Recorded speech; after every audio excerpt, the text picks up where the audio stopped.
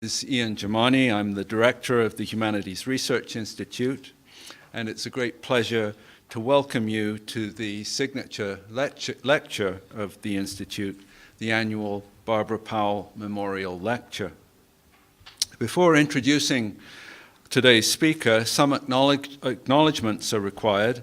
First, I'd like to recognize that this event is taking place on Treaty 4 territory, which is the land of the Cree, Saulteaux, Dakota, Lakota, and Nakota First Peoples, as well as of the Métis Nation.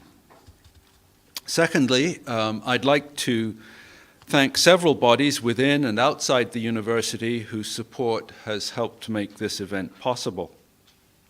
This year's Barbara Powell Memorial Lecture is taking place in the context of a conference on humanity in extremis, modern dystopias, which involves faculty and graduate students from both the University of Regina and the University of Saskatchewan. I would like to thank the Faculty of Graduate Studies and Research, as well as the University Academic Conference Fund, for their generous and invaluable support. The Humanities Research Institute also receives tremendous support from the Faculty of Arts. Personally, I'd like to thank Milagros Cherie, the faculty's Special Projects Officer, for taking care of many of the essential details, large and small, that organizing this event has entailed. Finally, I'd like to recognize the support and collaboration of the Saskatchewan Writers Guild, who have facilitated an opportunity for our guest speaker to participate in an Aboriginal storytellers event earlier today at Scott Collegiate. And she tells me that this audience has got a high standard to live up to after that experience. You got it. Our speaker today is Cherie Dimaline, a writer and editor from the Georgian Bay Métis community in Ontario. Ms. Dimaline has published 4 books of short stories, literary fiction, and young adult fiction. Her most recent book, which I understand is soon to be translated for television, The Marrow Thieves, has won numerous prizes and accolades, including the 2017 Governor General's Award. Nor is Cherie resting on her laurels. She recently signed a 4-book deal with Penguin Random House, so there are more books on the way.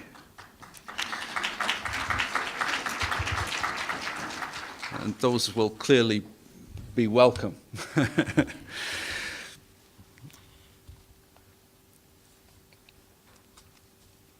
For those of you who have yet to read her books, they will be on sale after the talk in the atrium, where you're all invited to join us for some light refreshment after the talk.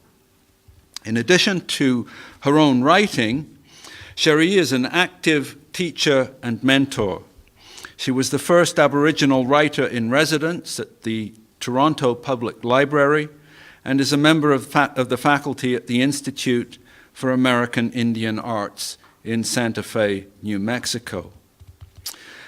Cherie Dimaline is an eminently suitable person to address a conference on the subject of dystopia, not because she's a dour and miserable person. Pretty pessimistic. However, The Marrow Thieves describes a post-apocalyptic world, or a dystopian world, in which humanity's best and worst impulses are laid bare.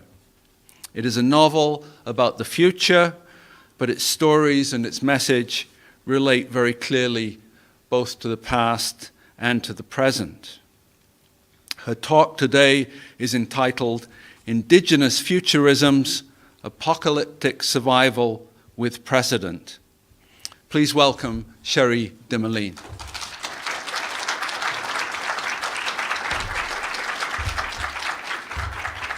Thank you so much. Did you guys see earlier that they had a box for short people to stand on, and I refused it. So if I start getting tired standing on my tippy toes, that's my own damn fault. Because I turned down the Tom Cruise box, I think they called it. So I'm going to leave my phone here so that I can time myself and really hope that my mom doesn't call, which she has done in the past. Okay, just so I don't go off. So thank you so very much. Thank you, Ian. Thank you, Milagros. Thank you, Ali and the Writers Guild. I've had a tremendous day. As was alluded to earlier, I met with a classroom of young Indigenous people, which is really, really exciting to me because they are who I wrote this book for. So it's lovely to be in their presence and to see that it is indeed their story. It is their book. And so we did have a lovely morning, and I really wanted to thank you for the land acknowledgement. In Toronto, when we do the land acknowledgement, we talk about what it really means, what the treaty means. So I come from the Dish with One Spoon Treaty, and that agreement was signed in a spirit of peace and friendship and respect. And so I always tell people when we talk about, are we doing enough to acknowledge the land? And I say, yes, if you acknowledge it through your actions, right? So that if we come together as a family in this space with that same intent of friendship and respect, then we acknowledge it with our actions and the ways in which we live. So it's always a good start.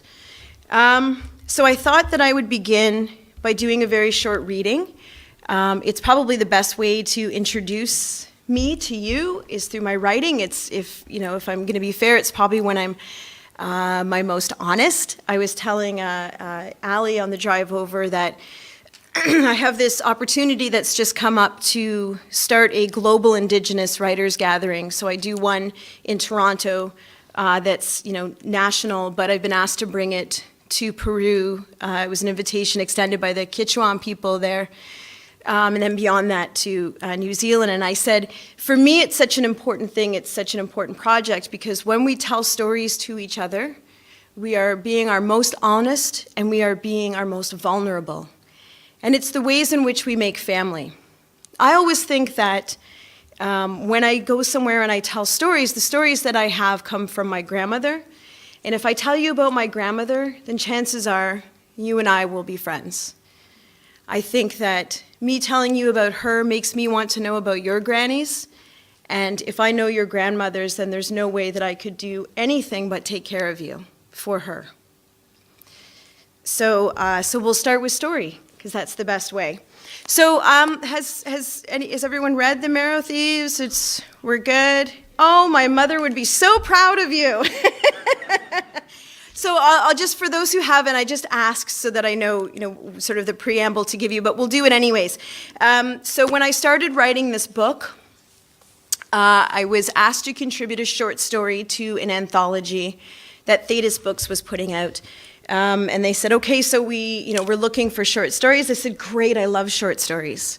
They said, there's the book right there. Thank you, my friend. Thank you, Vanna, with the visual aids. I'll give you $5 later. So I said, yeah, that would be great. They said, perfect. It's speculative fiction and science fiction from an Indigenous perspective. And I said, I respectfully decline, because I don't write speculative fiction. I don't think that I can do it. And the editor and my good friend Greg Younging, who was there at the time, said, okay, sure, yeah, you don't have to contribute, but just so you know, as for trivia's sake, Eden Robinson is contributing, and Lee Miracle, and Richard Van Camp. And I was like, I cannot believe you are peer pressuring me with all the cool Indian writers. And it worked, because I said yes. And so then I had to figure out really truly what that was, right? What was speculative writing? What did that entail? And so, I went to the wise old place we all go to. I went to Google and I put it in and I said, what is this? And so it's just a way of looking at potentials, figuring out what could be. And I realized, okay, I do write that. Good. I'm already on the right way, the right path. And it said, okay, speculative fiction either falls into sort of two categories. It can be utopian or dystopian.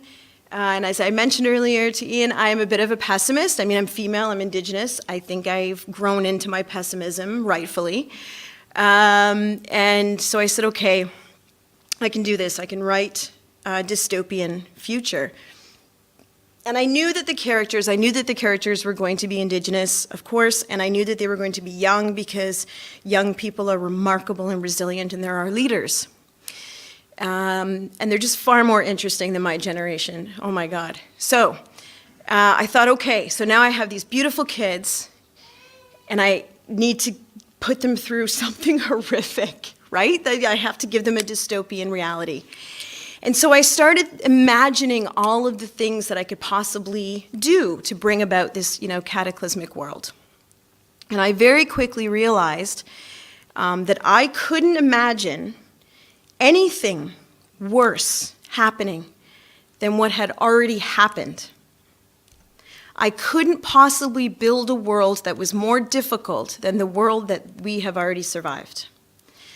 And so the idea came for the book, The Marrow Thieves, of sort of talking about everything, but essentially it's at its heart a story of resilience, and one of the main causes of the need to be resilient is residential schools. It's just moved into the future.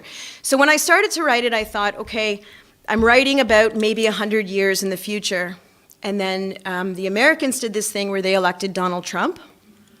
And I went, holy shit, it's the end of days. I'm writing about now. So I moved the timeline up. And so in this future, there has been, cataclysmic climate change. We have gone down the wrong path for too long. The north, the ice is melting, the water levels are rising, and we understand that when this happens, the continents will change shapes. Different areas will crumble off because we're going to have earthquakes, we're going to have just extreme weather. That probably means something different to you being in Regina than it does to me coming from Toronto, because it is minus 46 here.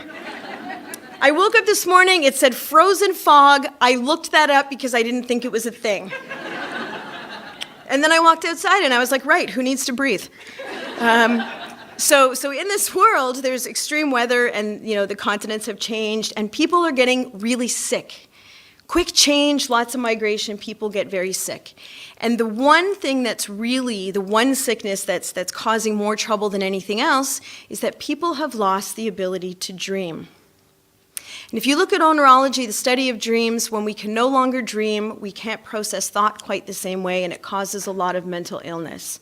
And so in this time, in this world of the Marrow Thieves in North America, the government is calling it a plague of madness. And they want to quickly rebuild. They haven't let go of this idea of a capitalist world, and they're not willing to let it go. So they need to find a way to help the general population dream so that they can put them back to work.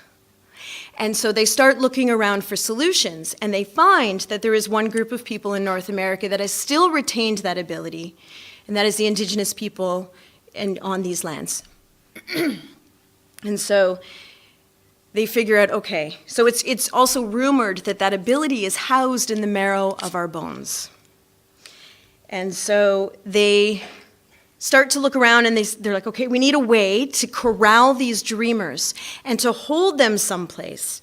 And no matter how horrible things are in this place, we need them to retain that ability so that we can do the experimentation necessary to figure out how to remove it, commodify it, and sell it back to the general population. And they realize, of course, that they've already done this once. They already set up a system where they collected dreamers. And they held us. And no matter how horrible things were, the people that were held there never stopped dreaming. So, of course, it's the residential school system. And so they reopen it. And so our protagonist, Frenchie, we meet him in the first chapter. He's quite young. And then we see him again. He's about 16. He has lost his biological family, but he's found a new family. He's made a new family with other people, other Indigenous people, other dreamers who are on the run, who are trying to escape these schools, this system. And they're heading into the north. They've heard that in the Northlands that there is an Indigenous resistance happening. And so they're going to join that resistance. And so in this scene, we're going to join Frenchie, and he is on the hunt with his family. And I want to read this because this morning, God, these kids were brilliant. No pressure, but these young kids were really brilliant.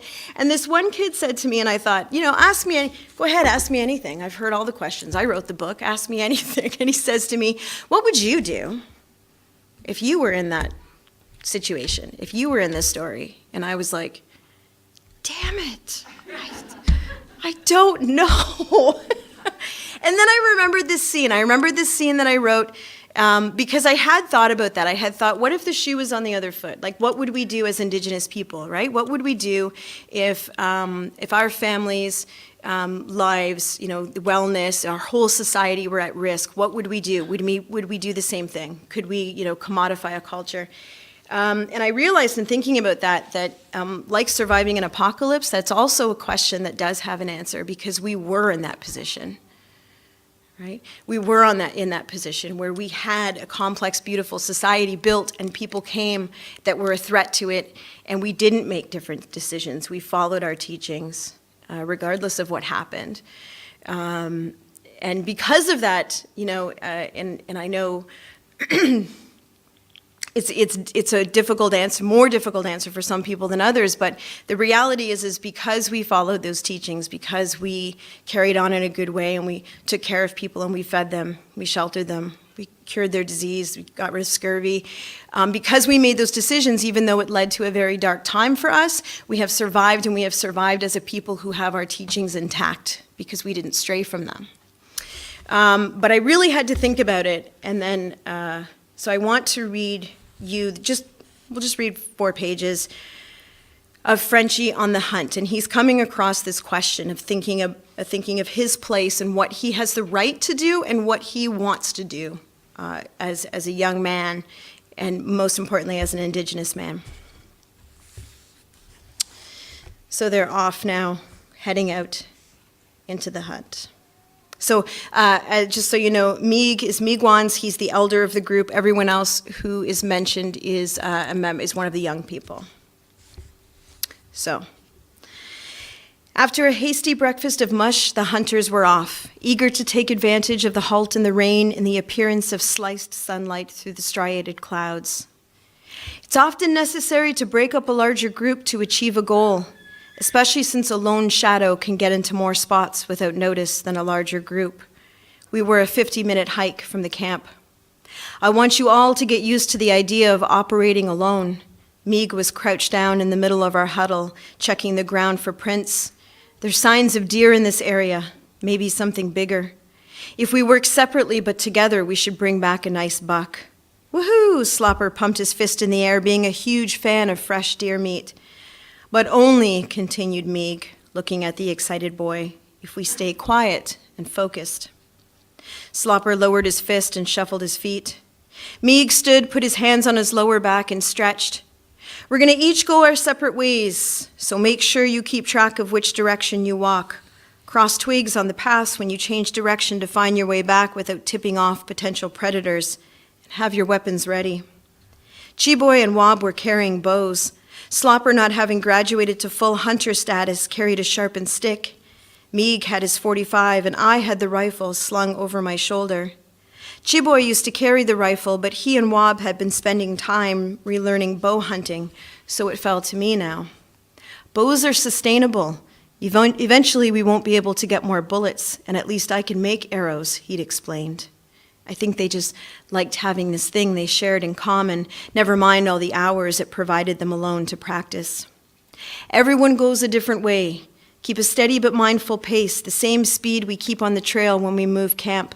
An hour's walk, no more. Then you find a lookout and wait. Meeg reloaded his handgun and tucked it back in his waistband. With his long raincoat and the popped-up collar and the .45 and his wide leather belt, he looked like an old-timey gunslinger.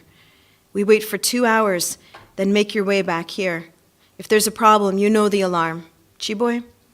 Chiboy threw his head back and let out a screech that curved up into a tail before fading. An eagle. Okay? We all nodded, then turned and pushed off into the bush like swimmers from the block. I walked southeast, careful to pace my steps so that I was moving neither too fast nor too slow to keep the group synchronicity that would make it easier to track anyone who didn't return on time, just in case. Our lives were a series of actions twinned with just-in-case reactions. The ground was cold and soggy. I could feel it through my boots. The earth barely had a chance to absorb the rainwater before the next deluge. It hadn't been this bad even when I was on the move with my parents and brother. Every year, the world was making us more aware of change. After the cities crumbled off the coastlines, after the hurricanes and earthquakes made us fear for a solid ground to stand on, even now we were waiting for the planet to settle so we could figure out the ways in which we would be safe. But for now, there was just movement, especially for us, the hunted trying to hunt. I concentrated on my gait, marking the changes in direction, following nothing but the way my feet seemed to divine. I made up goals as I walked to pass the time. If I avoided snapping even one twig in the next 5 minutes, it meant I would stop 10 minutes early. If I could remember the names of Mom's 3 favorite books, I would rest for 3 minutes. I mean, even if I did manage to stay quiet, even if I did remember the books, I still walked on. At 59 minutes, 32 seconds, I stopped, pulled my lighter hunt bag and the rifle off my back, and settled into the nook made by a felled tree.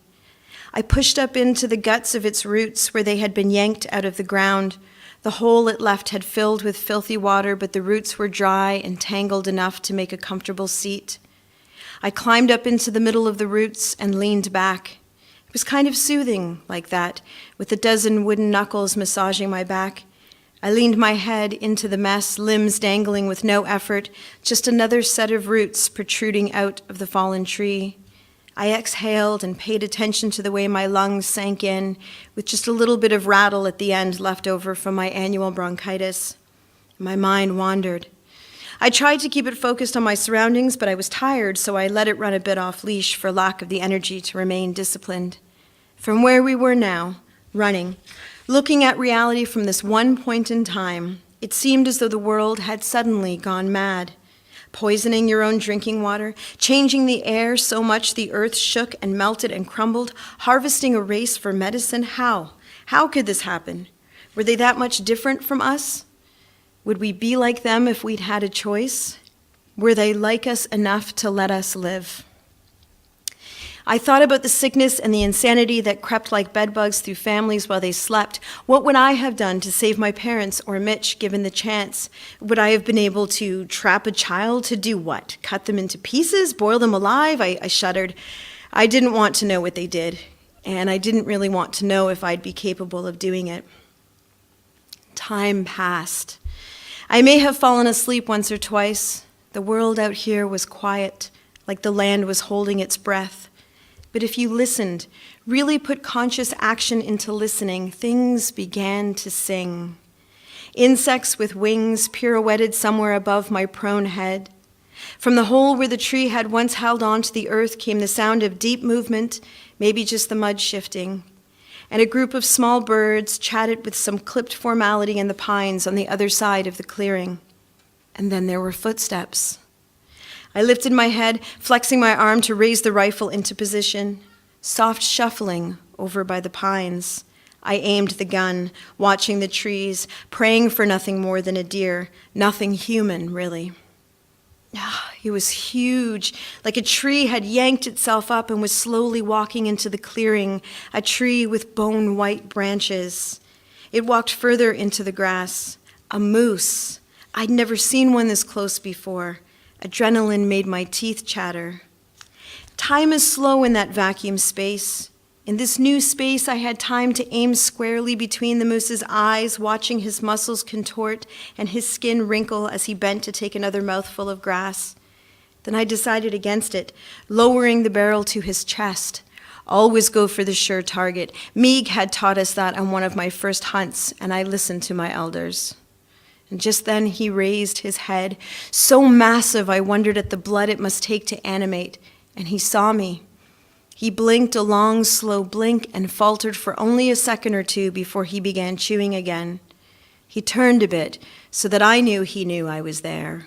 I swallowed hard, aiming, fingers exact and stiff. He was so friggin' big. It was like he was 100 years old, like he had watched all of this happen. Imagine being here through it all, the wars, the sickness, the earthquakes, the schools, only to come to this. He exhaled, long and loud like the wind. This was food for a week, hide and sinew to stitch together for tarps, blankets, ponchos. This was bone for pegs and chisels. This was me, the conquering hero, marching into camp with more meat than all of us could carry, taking the others back to field dress this gift.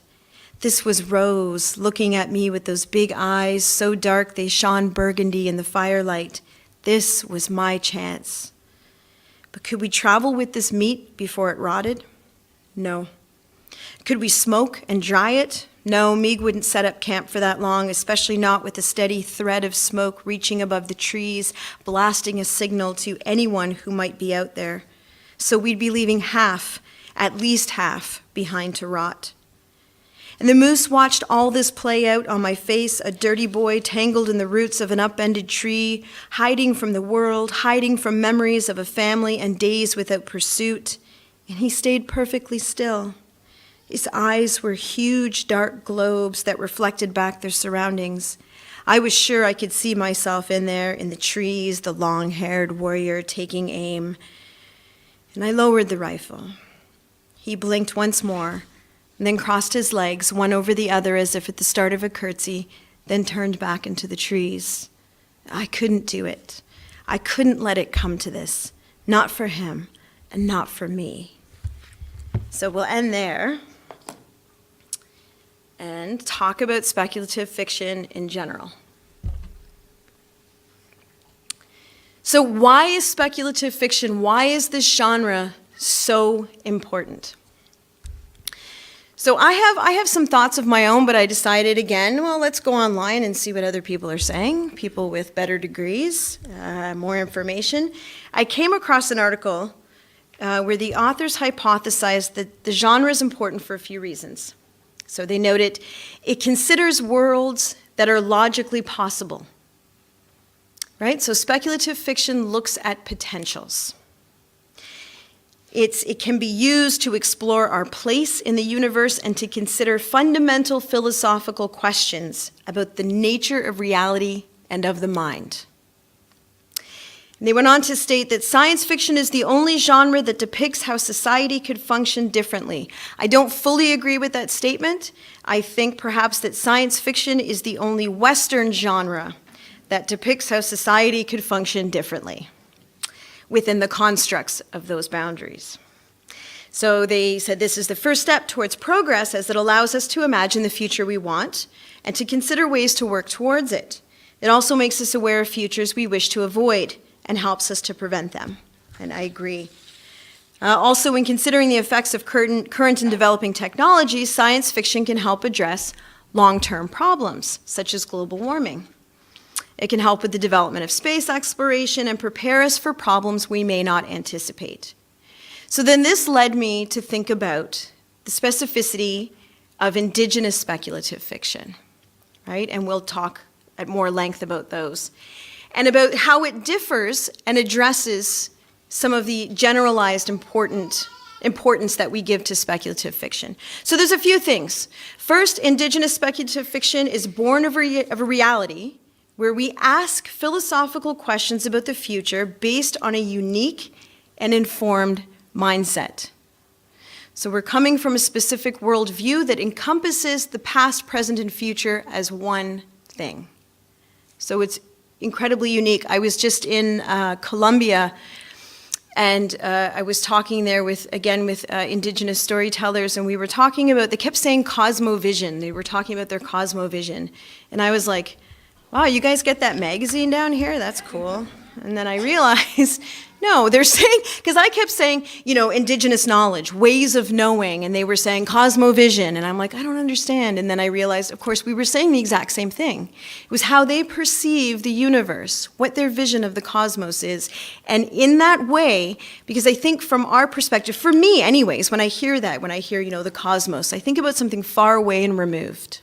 And it's not, because of course a cosmovision includes us, our roles and responsibilities and our place within that structure. So the other thing about Indigenous speculative fiction is that our society was forcefully pushed into a different world. And so we can confidently and with recent and ongoing repercussions tell our audiences about that push. And then Indigenous philosophies are well placed to discuss and prepare for problems many North Americans may not anticipate. So Wabagijik Rice, who is a writer, he has 3 books, and he, as the host of CBC North, full disclosure, I was explaining earlier, he's my cousin, so I'm shouting out my cousin. But his new work is speculative fiction, and it's called Moon of the Crusted Snow.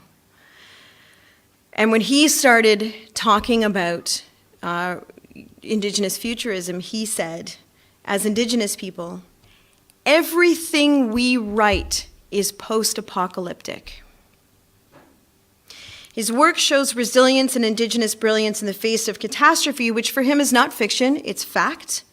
The reality is that we have survived our apocalypse, and we are writing and living from the other side. So really, consider that. I know people talk about, who they would have on their zombie apocalypse survival team. Like Indigenous people have already survived an apocalypse, so that's probably your best bet.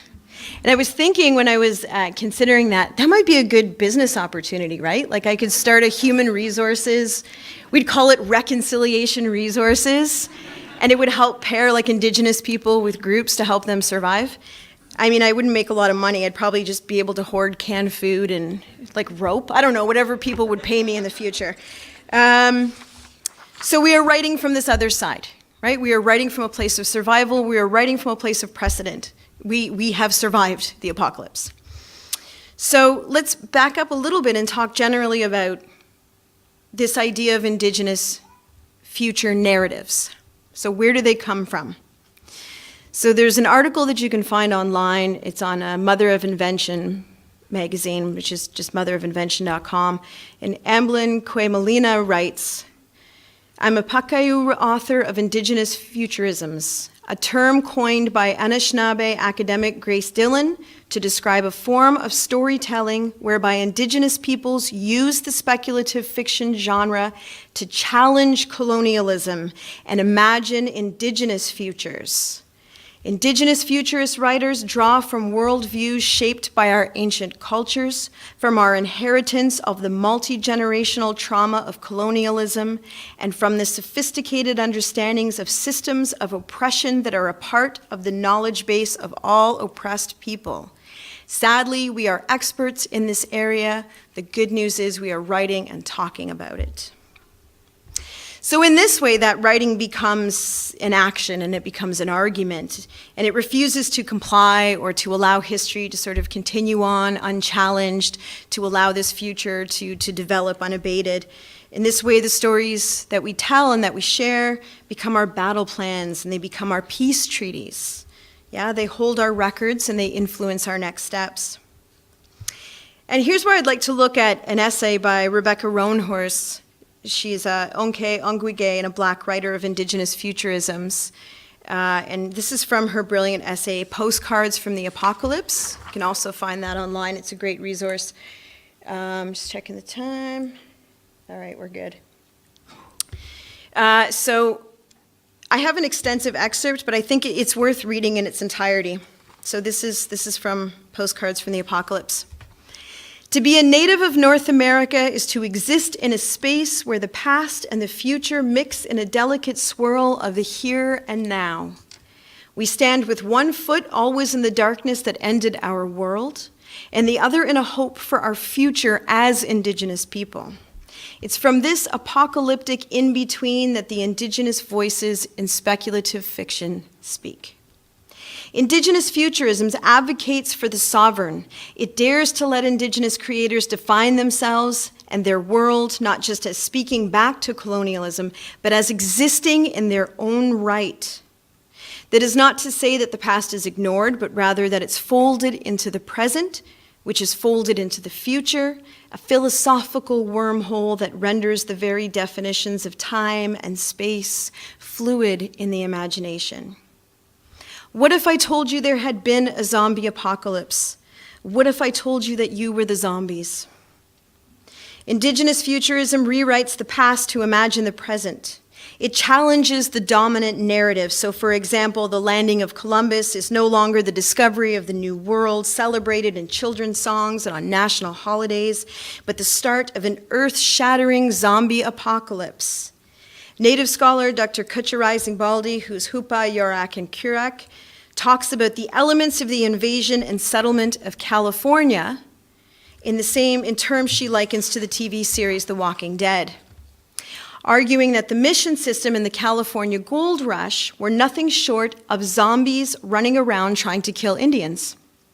It's a compelling argument when you realize that the miners of the gold rush would organize militias and stage Indian hunting days.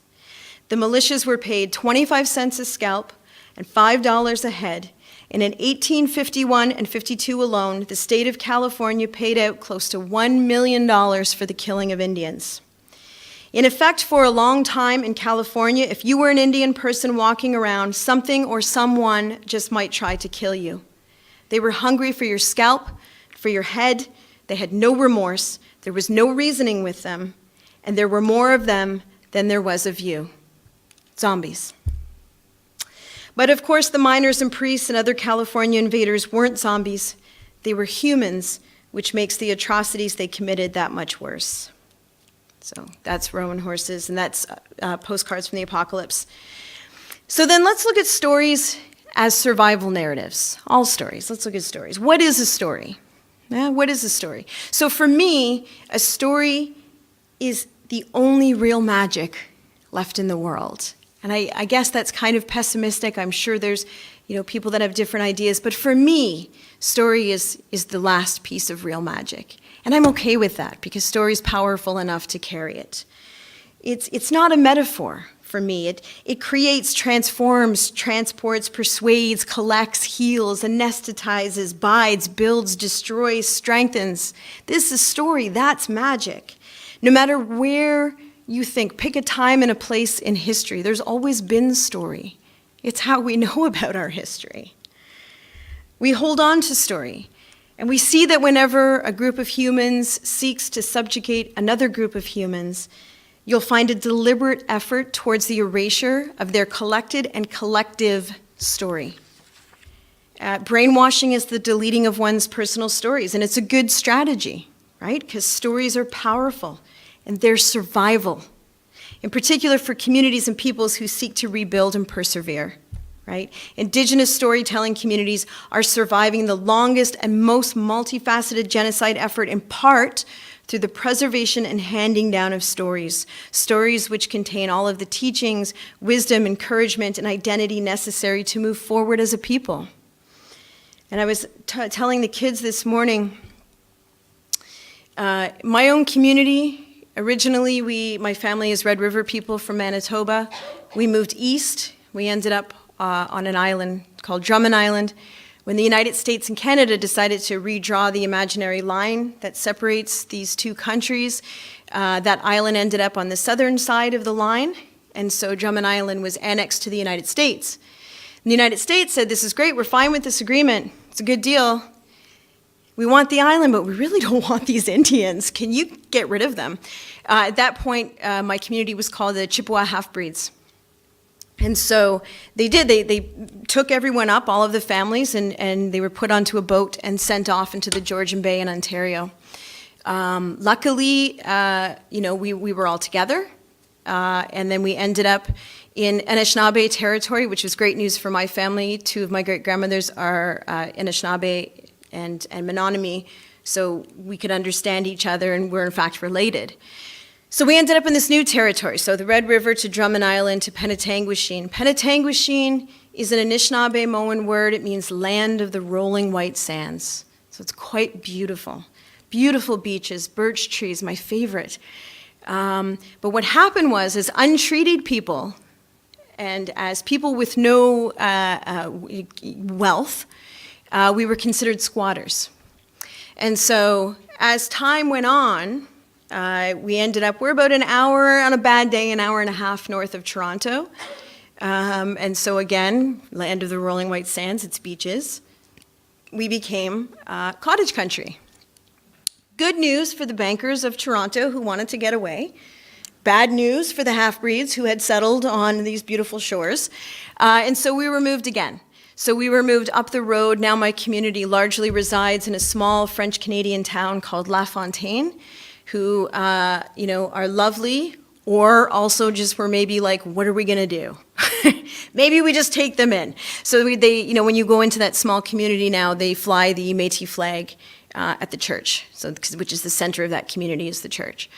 So all of this displacement and relocation meant that we had to learn as a community how to carry everything we needed to survive. Because at a moment's notice, and this is not unusual, right? For Indigenous people, we have all suffered from displacement and relocation. So our ancestors needed to find a way for us to carry everything like that, right? At any moment, you could be forced to leave. So what do you do? Where do you put things? You want to keep things that are important to you close by, so when the moment comes, you can pick up and run. And so for my community and for many of our communities, they put everything that was important for us to survive into stories. Because sometimes when you're running, a story is all you can carry. And so all of those teachings were given to us in the stories, and then we were taught them. And the story keepers were responsible in my community and passed down those stories to me, and so I have responsibilities to carry them forward, to make sure that even though that land, so the land, now listen, I was telling the kids this morning and they really did not believe me, I'm not that old. I'm in my 40s, which they gasped and were like, oh my God, you should sit down. But in my lifetime, I grew up on the shore, right? I did ceremony with my great aunties on that land, and it's completely now inaccessible. It is literally beautiful. I mean, impressive. You have great architects, $1 million cottages. And so my traditional hunting rights are on that land. And you can see how this poses a problem, because unless I'm going to shoot a banker's Pomeranian, there's nothing for me to hunt. So it's interesting for me because I'm in this position where I hold stories and I'm realizing what I'm doing is keeping my children from being homeless because they don't have access to that land anymore, right? But I can give them that land where we buried our bundles, and I can give them those ceremonies that I can remember, and I can tell them about the way that sand feels in November when you go down to pray before the sun comes up, because you tell a joke to your grandmother about working on Indian time, and she says, I'll show you Indian time, and you end up at 4 a.m, awake before the sun, doing work, and she brings you down to the shore, and the way that your feet feels in the sand before the ice settles into the sand when it's a little bit heavy, and it holds you so firm. And so I can give that to them because they cannot access it. So what I'm doing by holding these stories and following our protocols is making sure that they will never be homeless. So there are a lot of things that we do in the context of our words that holds us in a good way. So in 2017, Ian mentioned I won the Governor General's Award, and the interesting thing about that is that they... First of all, it's in the House of the Queen. I did not know that's what Rideau Hall was. I guess I didn't really think about what the Governor General was. And so I got the invitation and they said, come to Rideau Hall, it's the House of the Queen. And I went, holy shit, is the Queen gonna be there? And they were like, no, that's what the Governor General is. It's the representative of the Queen. And I was relieved because I don't know what I would say to her. And so 5 years before that, I had met someone who's now one of my best friends, Susan Blight. She's from Treaty 3 territory, from Couchiching First Nation. And her family had for generations been brought into residential schools. And we were talking about decolonization, personal decolonization, like what we were truly going to do to not just decolonialize, but also to re-indigenize, what we were going to do, what our personal commitments were. And at that point in time, publishers were starting to pay attention to Indigenous stories, but they wanted a very particular kind of Indigenous story, told by very particular kinds of Indigenous writers. And a few people were breaking through. There were some brilliant stories, but it was incredibly difficult.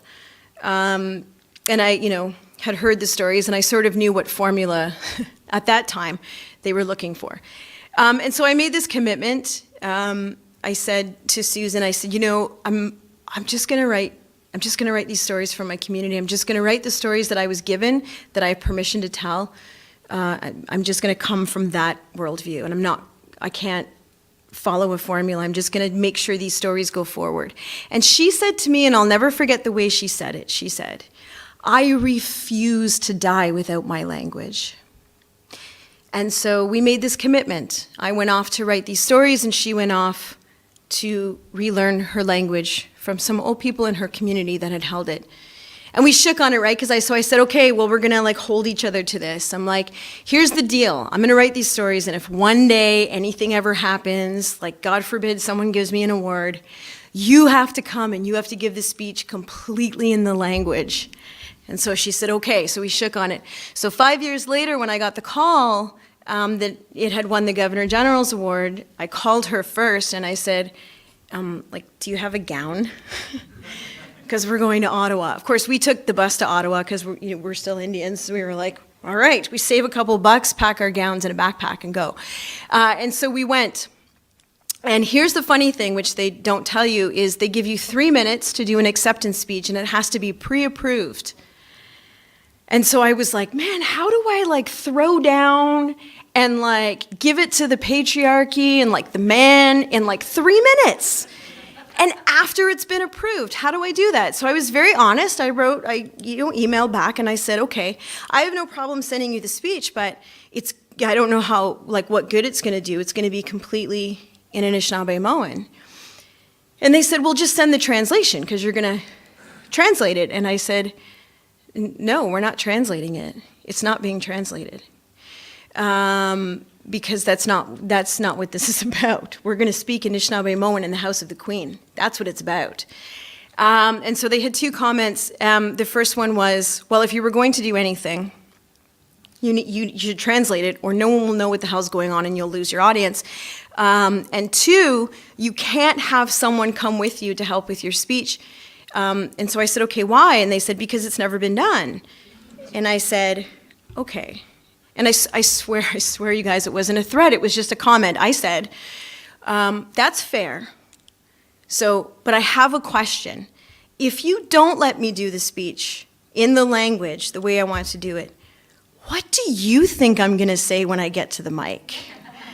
And they were like, that's a very good point. We welcome you and your guest. Best of luck. And so we showed up and we realized first that it was very fancy, which was intimidating, and also that there was free food. So we stuffed ourselves. We were like old ladies at a buffet. And then we went up to give this speech, and all I did was introduce her and step aside, and she stood there and she gave the entire speech in the language in the House of the Queen in front of the Governor General. And I looked out, and I looked at the Indigenous people in the audience, and everyone got it. And even the people who weren't Indigenous, they got it. They got it. They knew what was happening. And I realized that in that moment, that I had made the right choice, because I wasn't worried about alienating people who might not understand the language. We did it in Anishinaabemowin, which is the language of my great-grandmothers, because my grandmother's dialect was gone. It's gone. My great-aunt was the last speaker of that dialect, and it is a dead language now.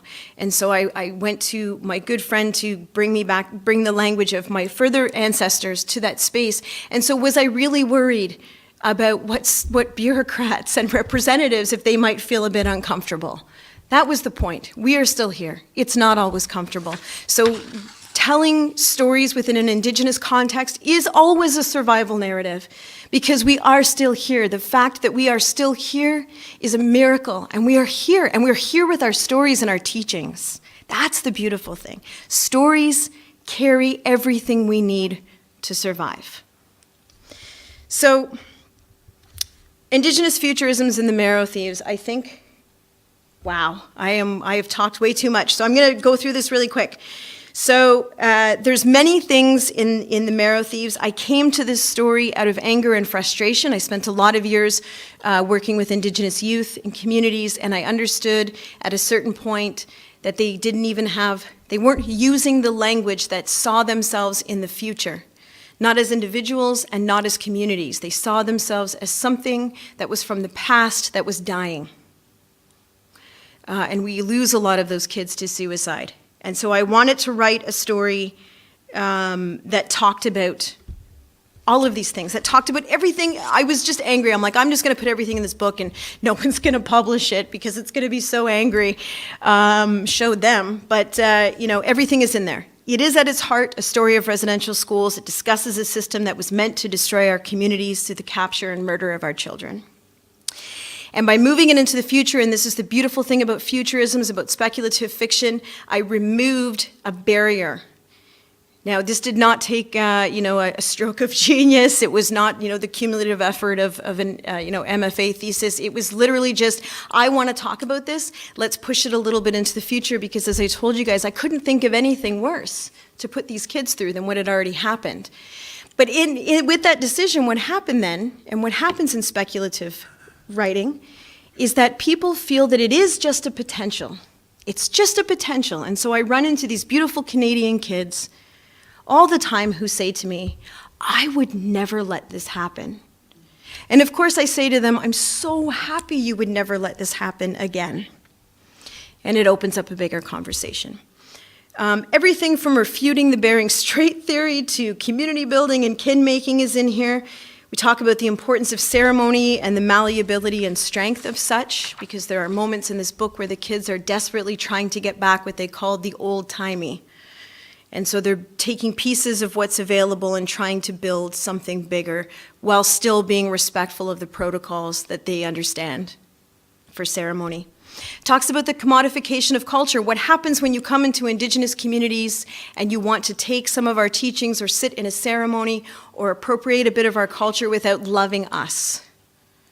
You are taking the marrow from our bones. Yeah? So it talks about what happens when that commodification. Climate change, of course, is a big theme. It's a huge theme in a lot of speculative fiction across the board right now. It talks about government that supports the powerful as core. And Alicia Elliott, who's a Haudenosaunee, whose book A Mind Spread Out on the Ground is coming out this year, she talks about, she has this brilliant quote, if your laws and policies can be easily manipulated to further oppress already oppressed peoples, they aren't serving people, they're serving power, and they need to change now.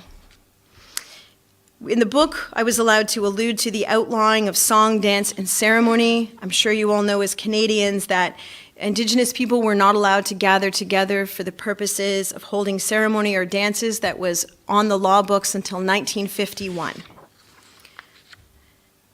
So Indigenous lives is something other than personhood and the ongoing failure of the justice system to protect us. That's also a theme in here. Of course, I don't need to remind you of that. We're on the 1-year anniversary of Coltambushi. But above all, for me at least, and what this book for me at this point is the least important to consider. But for me, the most important discussion that this raises is one where we survive into the future. I wrote this book so that those Indigenous youth could see and hear and feel themselves in the future, surviving, thriving, being the absolute answer to everything. I needed them to know that they are necessary, that they're loved, that they're heroes. And so it's written as a bit of a Trojan horse. I really wanted people to love these kids and to fall into this idea, we're on the run, we are running together, until they realized this is a story of what has already happened to people on this country that we share. So the last question we'll look at is why genres at all, right? Why do we build these sort of science fiction, speculative, even things like YA, because this was a big discussion. People are like, that book is not young adult. Yes, that book is young adult. I'm like, I don't know what it is. It's a book. You guys decide what it is, write it on the cover. I don't know. So when we're working with reading or living Indigenous narratives, it's also a moment, or for some of us, a lifetime, to live within the spaces we're born into, to refuse in the strongest ways with the gentlest of hands that which came after for the sake of us all. So In Pop Matters, there's a review of Tanya Tagaq's Split Tooth. If you have not read Split Tooth, please read it. Richard Van Camp talks about it. He said to me, this is Richard Van Camp, if you ever get a chance to see him, go and see him. He's very compelling and convincing. He said to me, hey, Cherie, have you read Split Tooth yet? And I hadn't at that time. I said, no, Richard, is it good? He's like, holy heck. You know what you need to do when you finish reading that book? You need to go to the deepest water you can find and push yourself all the way down and stand on the bottom and then scream out your last breath. That's what this story is. And I was like, holy shit, I need to read this book. So I did, and it's pretty good. So in the 2018 work, Why Indigenous Literatures Matter, Cherokee writer and my good friend Daniel Heath Justice argues that literature is part of a larger struggle across our cultural practices, social formations, and our very selves to understand and articulate our humanity. Literature tells stories about people, and Indigenous literatures matter because they tell stories about what it means to be Indigenous in a world of one's own people, in a world of settler peoples, in a world with other beings who may or may not be human, but are nonetheless people of a sort.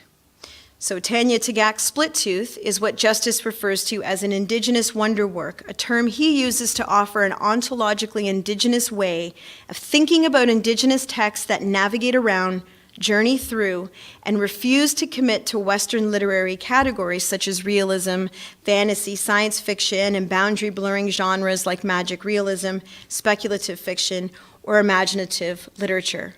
Wonder work draws on a growing body of Indigenous scholarship that emphasizes the aesthetics and the effects of wonder as a world-making intervention in things as they appear to be, as they have appeared to be, statically so since colonization. So reading Indigenous narratives outside of Western constructs is good. It's a good thing to remember, and it's incredibly important when we are studying them.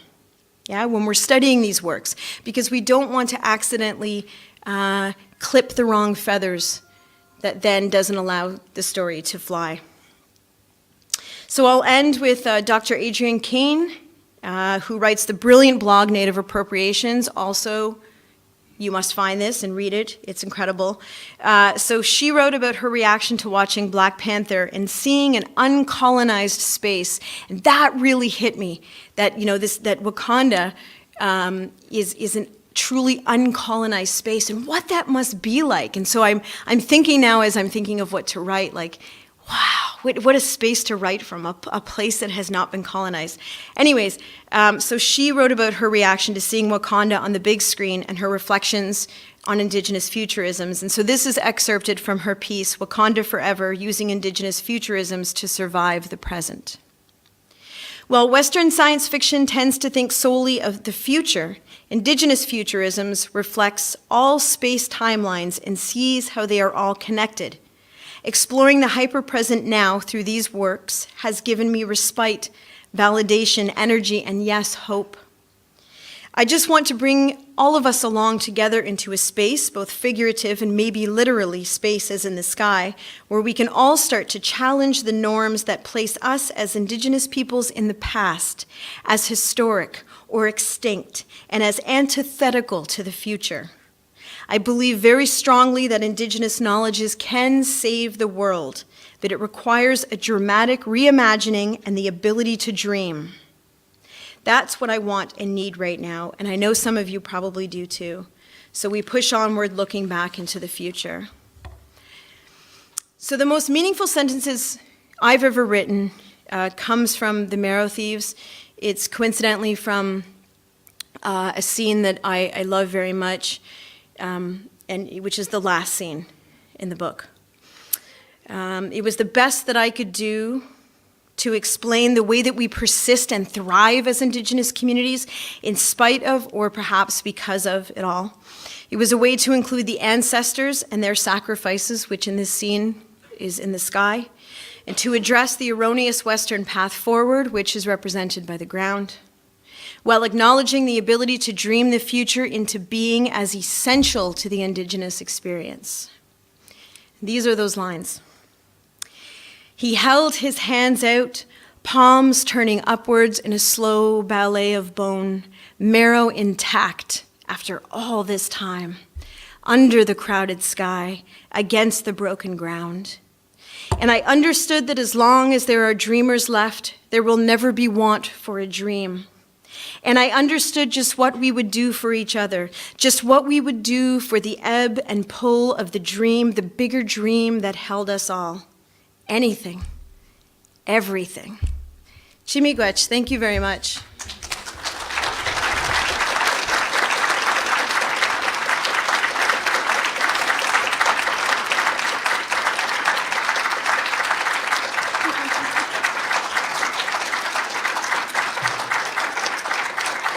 Thank you very much.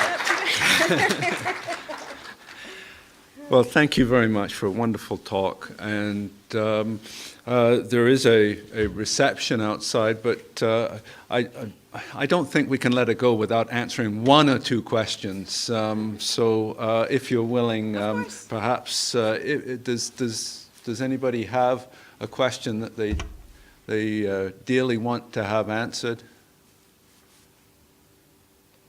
You just said there's food outside. There is. And then So said, let's ask a question. I guess I've got it wrong. Okay, let's leave it there. I'm sure that Cherie will be willing to talk to people and sign books outside the room. And yes, indeed, there is food. So once again, thank you very much, Cherie. It was wonderful. Thank you. Thank you.